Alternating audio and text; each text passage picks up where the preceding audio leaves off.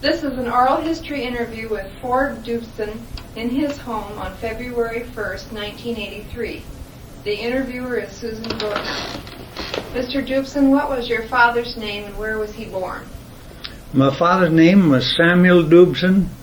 He was born in a town called Blandon in Berks County, Pennsylvania. And your mother? She was born in Illinois. And what was her name?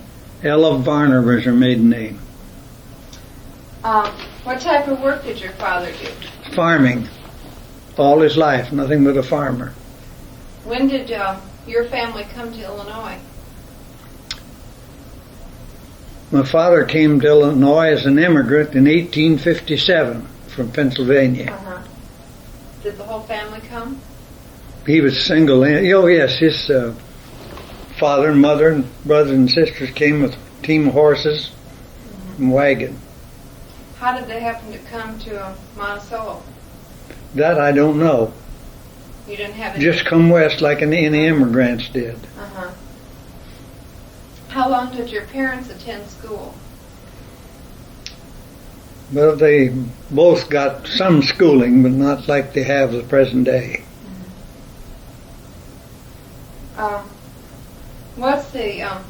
What country did your ancestors come from? Ireland. When did they come? Back in the early 1700s, from Cork, Ireland. A man by the name of Christian Dubon would be my great-great-grandfather. So it was a different name then? Yes, that sounds French to me, D-U-B-O-N. Uh-huh. But somewhere along the line, the next generation put the S on the name. Uh-huh. Did your mother ever work outside the home? No. How many brothers and sisters were in your family? I had 4 brothers and 6 sisters. 7 sisters. Have to stop and think. So you were a large family? Yeah, a large family. Where were you, in the middle or the beginning? Next to the last one. So you were one of the young ones? Mm-hmm. I'm a surviving one. They're all gone now. Where did you grow up? In Piatt County, around the country. Where was your farm located? We didn't own the farm. We were renters. Uh-huh. But it was within 5 miles of this town where we lived, in the country. What kind of chores did you do on the farm as you were growing up? Well, just help with the general work on farming. Well, we'd done all with horses in those days. Uh-huh. How is farm life different than it is now? Well, it was all horses. It was slower. And back when I was just a boy, we had, with the end of the own telephone line that reached out from the country, neighbors would come to call a doctor anytime they needed something from town, come to our house to use the telephone. Those old style phones had great big, you'd crank them and had water batteries in them. How did you do the harvesting of corn? By hand, all hand shucking. Did you have men that came in and helped with the harvesting? Oh yes. Neighbors helped one another in threshing. That's the harvest time in the summer. Uh-huh. Had what they call threshing rings. What's that? Well, so many farmers would get together and form a ring, and that way they had enough help to keep a machine going. Mm-hmm. See, it was all hand pitched in the field, and of course the binders were horse-drawn, put in bundles, and they shocked it up, and then later on the steam threshing rigs had come in, and they done the threshing. All handwork, hand pitching on the wagon, pitching it into the machine. How How big of fields, how many acres could you farm? There were 420 in the last farm we were on. Farms varied in size from 160 up to 400 or 500 acres. That'd be quite a bit of work for all handwork. Oh yes, they had to. Men that farmed the large ones had to hire extra help. What kind of games did your brothers and sisters play? Well, just try to play ball, run races, like that. That's about it. Where did you go to school? In the country. What was the name of it? Well, the first school I went to, we lived on Allerton land, was the Hainline School, the southwest of town out here on the pavement as you go out to Allerton's. How far were you from the school? It was about a mile and a half. How did you get to school? Walk. Did you take your lunch? Yes. What did you take? What was the normal lunch for you? Oh, sandwiches. Maybe apples if you had them. Drink water, and that was all I had to drink. The country school had their own well. What was the other schools you went to? That was all. That was it? All I ever went to was just a country school. I have a country school education. 10th grade was the highest they taught in the country. About how many kids were in your school? The first school, the Hainline School that I went to, there was only about 8 or 9 when they were all there.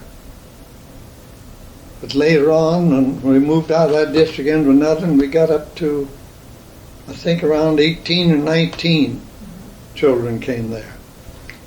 You see, those schoolhouses were set ever so far apart, and then the children just come into them. I don't know how many country schools there were in the county, way over 100, I think. What was the other one you went to? It's called the Piatt School, named after a family at Piatts who were pioneers. Came in, and the county was named after her. Where was the Piatt School located? It's up in Goose Creek Township, between there and D-Land.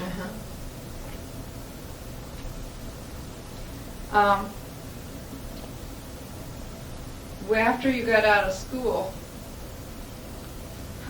were you in World War I? Yes. Did you volunteer or were you drafted? Oh, in draft. What year was that? 1917. Where did you serve? Went from here to Camp Dodge, Iowa. That was a new camp they built in there for the National Army, they called it. After I was up there, about a month and a half, was transferred to Camp Logan, Houston, Texas. That was a National Guard camp from all Illinois. They had National Guard units. Some of the towns, like Danville and Decatur, they had the companies. And then they would get together during the summer for maybe a week or 2 weeks training. But then during the war, they made a full-size square division, they called it. When it was filled up, it was about 30-some thousand men. And where did you serve then? I got transferred to Houston, Texas, to Camp Logan, and joined that there. And then from there, we went overseas. They kept our division intact. Just didn't break it up like they did some of them and used for replacements and other outfits. Where did you serve overseas? Where were you? In France. Did you see much fighting? Not in the actual fighting myself, but I was in and out of the lines where we were losing men, getting wounded or killed every day. What was your job then? Just being with the rest of them and being on guard. But you weren't fighting? No, I didn't never got in an actual attack. Uh-huh. How long were you in France? Oh, considerable over a year. What were the living conditions like while you were over there? Well, it's hard to say. War conditions. The French people had suffered an awful lot they had been in the war about 3 or 4 years with Germany before we got over there. I don't know, historians sometimes play up different ways about things, but they got to sinking our ships on the seas is what got us into the war with them. We got into the war later. Did you live in tents over there? Whatever you could find. In tents. In with people later on. After the war was over, I moved up into Luxembourg in the Army of Occupation. We lived there right in with the people, and they welcomed us in. They were glad to see us. Uh-huh. There's old stone houses, a lot of them lived in. I don't know how old some of them were. Cobblestone streets. You just had to see it to believe it. When did you come home? Oh, see, the war was over in November, and we didn't get to come home until May of the next spring. The war ended on the 11th of November, and of course then we followed up late in the Army of Occupation. We were behind the Germans, but I never saw any of them. I saw German prisoners come back through quite often when the outfits that were in there took them, but it seemed like we always had us in reserve in the back. And before I had a chance to go on up, we got gassed one night. Germans gassed the town we were staying in, and I helped lead the men out back to the ADS, which is the Advanced Dressing Station. And when I got them back, the boys were blinded from the gas. They could our eyesight returned later. But the men back at the ADS said to me, and the fellows with me said, "You guys stay here." I said, "Don't go on back." I said, "You smell too much of that." So I didn't get to rejoin my outfit until after the war was over. But back to a base hospital at a town called Rimacourt, where they had the wounded all in tents. That's where first saw any American women, nurses, went over. What was the job of the Army of Occupation, really? Just guard in case anything would break out, which nothing happened. The fight, I guess, was all taken out of them. So when were you shipped home? What did you? In June of 1918. What did you do when you got back home? I went back on the farm with my folks. And were any of your other brothers in the war? One. He was married, and he didn't get into it later, and he never got out of the country. They had him up to Camp Grant. He'd done some blacksmithing, so he just stayed there and was a blacksmith or a horseshoer. So you worked on the farm with your parents then after you returned? You worked on the farm with your parents after you returned? Yes. When did you meet your wife? Went to school with her. Oh. Same school. So you'd known her all along? Oh, yes, I'd known her. Do you remember your first date? Oh, yes. What'd you do? Oh, just like most any couple would, I guess. Just talk, visit. You didn't go any place special or go to a special social or anything? No. It was quite a while after I was out of school before I started going with her. And all that time you were farming? Yes. When were you married?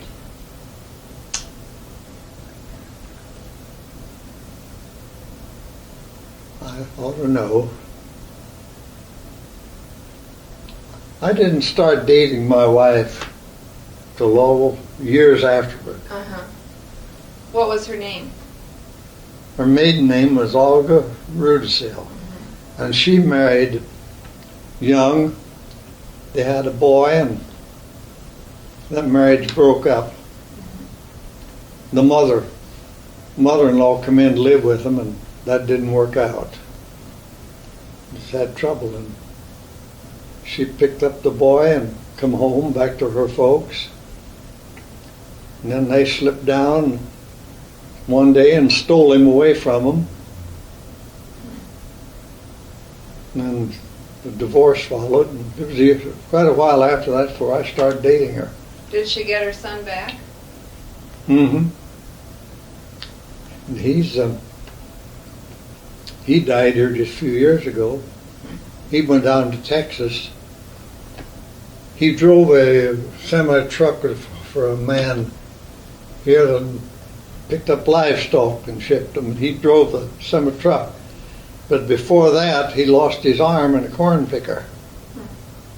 And he learned to drive a truck with one hand. He was right-handed, and it tore his right arm off, just below the elbow. And yet he could drive the truck as good as any man. When you were growing up at home, did your mother have many home remedies she used when you were sick? No, not a whole lot, no. We had pretty good doctor service even then. Were you ever quarantined? Yes. Had the mumps in our family out there one time, and I never did get them. Got the measles and all other childhood disease, went through the whooping cough and measles and so forth, but never got the mumps. Do you remember your first airplane? First one I ever saw? Uh-huh. Mm-hmm. What type was it? I don't know, it was just a biplane. Uh-huh. It was when they had the old Pike County Fair going. This man came here, I don't know from where, and he took people up for rides. About what year would that have been? Can you make a guess? Hmm? Can you guess what year that would have been? Mm. Was it when you? I think it'd have to be in the 30s.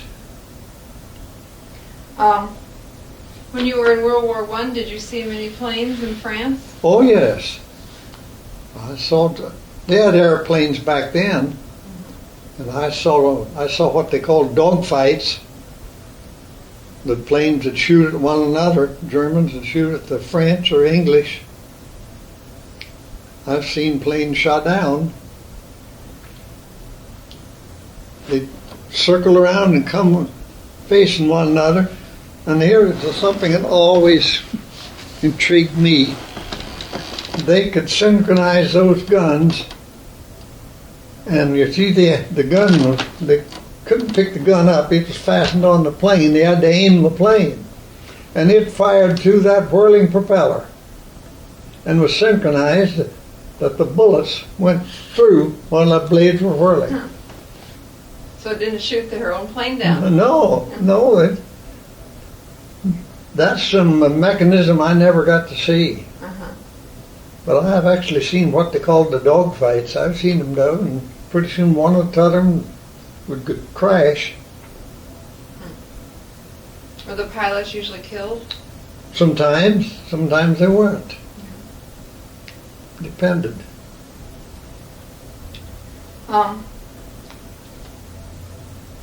We were talking earlier, and you were telling me about when you were a boy, you remembered the courthouse that we had before we have this brick one. Can you tell us about it?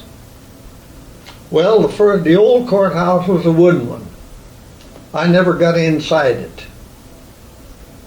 And then this one was built. And now, of course, being a little boy, I didn't get to town very often. But I did remember seeing the old courthouse a time or two. And I saw the town when it was all dirt streets, even before they oiled them. And they'd get pretty dusty and dirty in summertime. And there was an old man that had a big team of Belgian horses and had a water wagon on wheels. And he had the job of sprinkling the streets. Of course, they had this. I think they had steam pumps at the water place. And that pumped the water up and forced it. They used to force. Well, they force it now around through the mains. Did he do that every day in the summer? Just up around the square mostly and all, when it got real dusty and dirty. Do you recall what his name was? Huh? Do you recall his name? The team? No, the name of the man? Yes. Bartleheim.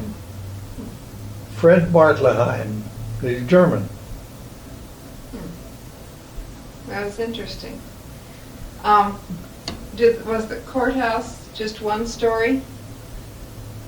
No, I think it was two. The old one. I think it was 2-story, all wood.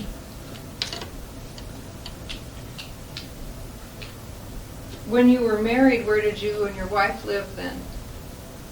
We lived right here in town. What were you doing at that point? I'm still on the farm. You went out every day? Yeah, but kept the marriage a secret. We didn't tell anyone until over a year later. Oh, really? We had left the farm and come to town, and then we decided to start living together, and then we announced it. Got chiveried over it, if you know what I mean. Can you tell us something about that? Well, just friends come in, made a lot of noise and racket, and we invited them in, and treated them coffee and such things like that.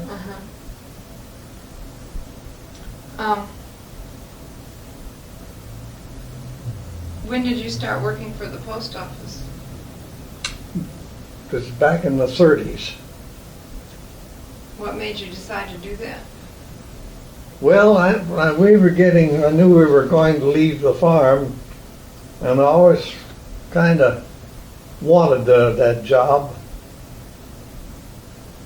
I did, for my part, I didn't want to start up farming. I didn't like it that well.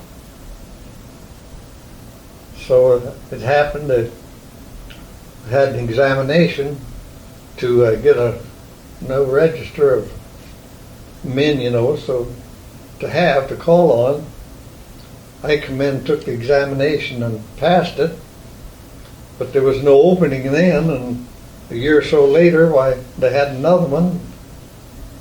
Then there was an opening, and I got on the register, but I didn't get the job. You see, I think it still is, the postmaster has a right to pick from one of the first 3 highest grades. You see, you can't bar anybody from writing those, anybody wants to.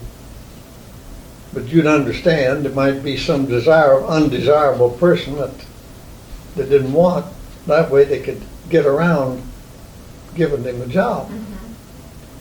I think that thing's still enforced to this present day. You could understand that. So when did you get your job? Oh, after 2 or 3 years later, later on I had to take another exam. And the business got bigger. The receipts in the post office grew in, more people in town, like the syrup Pepsin and some of those. Heavier mail, I had to take on more for us. And incidentally, in this town, when I was carrying mail, there'd be places in blocks, wouldn't be no house. Plenty of room for others. And since then, they've built houses in those places where they weren't there when I quit carrying mail. And back then the population was around 2,000. To the present day, I don't know what it is. I expect it's nearer 5. What route did you have? Some city routes, they call them here. Route numbers, 1, 2, and 3. I first worked on the up around town. 3, that was a part-time route. Wasn't a full 8 hours work. Then later on, when the carriers, they get old, was like everybody else, and the older carriers begin to leave. Why, that way I got in, moved in. And that's still that way today. Yeah. And right now we've got a lady carrying mail.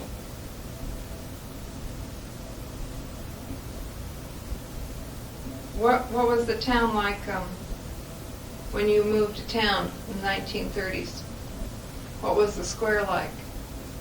Well, it's like it is today. The pavement went in before that.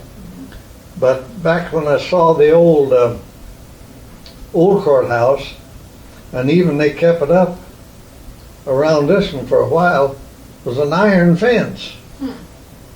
And there's parts, that fence is still in town. It's broken up in different places.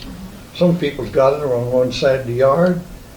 As you go up North State or up the highway to Champaign, up Route 47, just about the time you get the edge, there's a house there. It's got some of that old iron fence around it.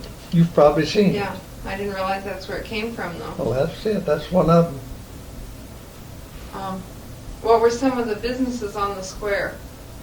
Just stores, retail stores. Did you Had one time had 5 grocery stores, all small. all on the square there? Mm-hmm. Was the post office still on the square? No, the post office was on the square way up until about 35 or 6 when they built the present building. Just when I first knew it, it was on the north side of the square. I think where Burgess and Klein's are. Oh, and then they moved over. In that building, yeah. Then the next one was down on this corner. It's a city building now. They were in that. It's a city building. And leased to the government for a post office. So the post office moved twice that you know of. Yes. What were the names of some of the businesses in town? Do you recall? Well, they're mostly stores back then. I think about the first really business that come into town was, it was called a Tilac. And I don't know who really started it, can't recall. But and I worked out there in it later. They got this tempered presswood from, it's a made material. It's incidentally, I'll show you some of it. I've got it. You want to go have a look at it? Okay. When did you work at the Tilac company? No, I just can't name the years, but I was on the night crew. I worked on the night crew because I was on the post office list as a substitute, so I could, if they called on me, I could work in the daytime. And I worked at Tilac a little over a year, all on the night crew. What did you do out there? They sand these masonite sheets, sand them and paint them, polish them. That was the main, that's just what they were doing then. And since then, they, when the war broke out, they, I can start to tell this. They got jobs for Uncle Sam, building shell boxes, crates.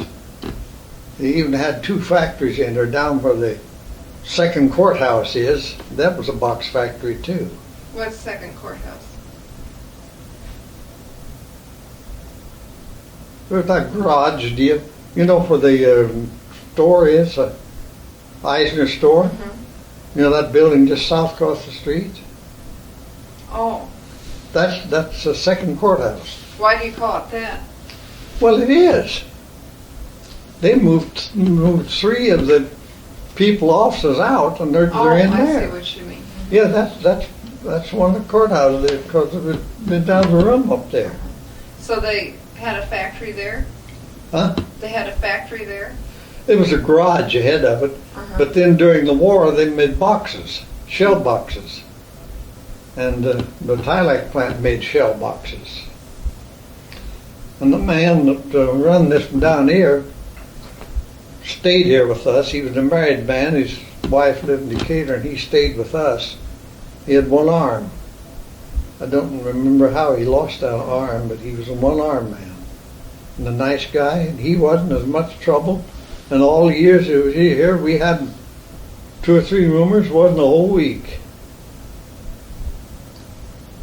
Oliver took in a girl roomer one time, and she stayed 1 week, and she told her to move on.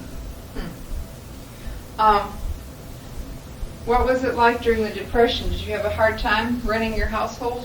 No. We weathered that in pretty good shape. Did you have a garden and grow food? No. I knew how to do it, but we didn't have the ground here. So you didn't have too much trouble, really? Mm.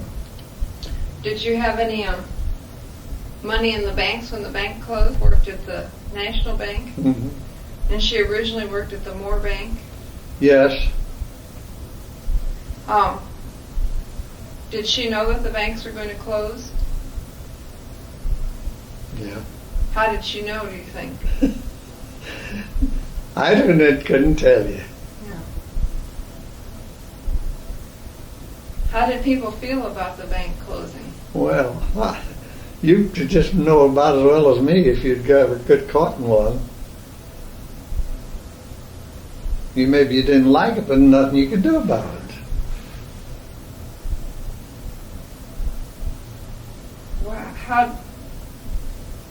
Where were you when you heard about Pearl Harbor? At home, on the radio. Were you surprised? Yes, it was, in a way. How did Pearl Harbor or World War II affect your life? Oh, it didn't affect me in any way at all. In fact, it helped me. I got work. Before that, I just didn't have much work. Yeah, that's when you worked at the Tylac factory. Is that when? Mm-hmm. And you were still a mail carrier, too. Huh? And you were still a mail carrier then, too. Yes, I was on the list. What organizations and churches have you belonged to in Monticello? The only thing I belong to is the American Legion Post. Have you belonged to it ever since you came back from World War I? Hmm? Have you belonged to it ever since World War I? Oh, yes. Where did they meet then? Oh, they're first one place and another. There was a section of town they used to call the Levee. The Levee? Did you ever hear it referred to as that? I think that is the West Washington Street, that block. Why it ever got that levee name, I don't know. You don't know either. I was going to ask you that, if you knew why. Mm-mm.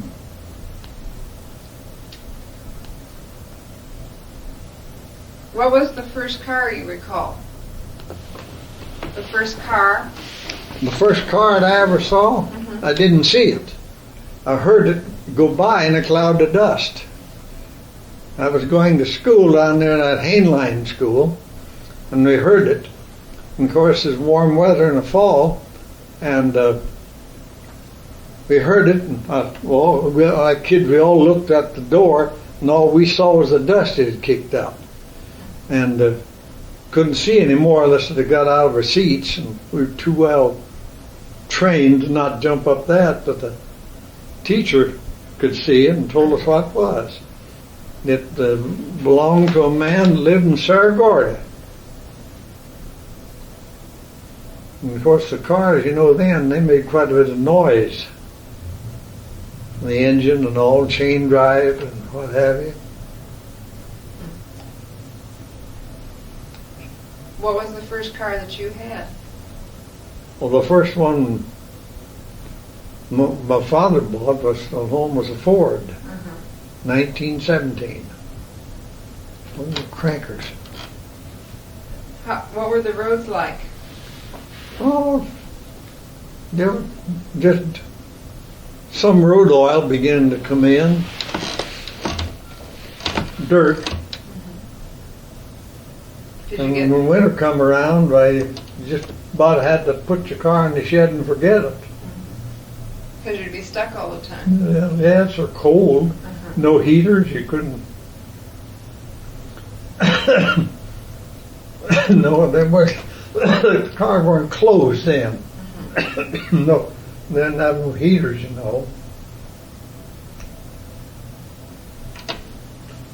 What president do you recall most vividly?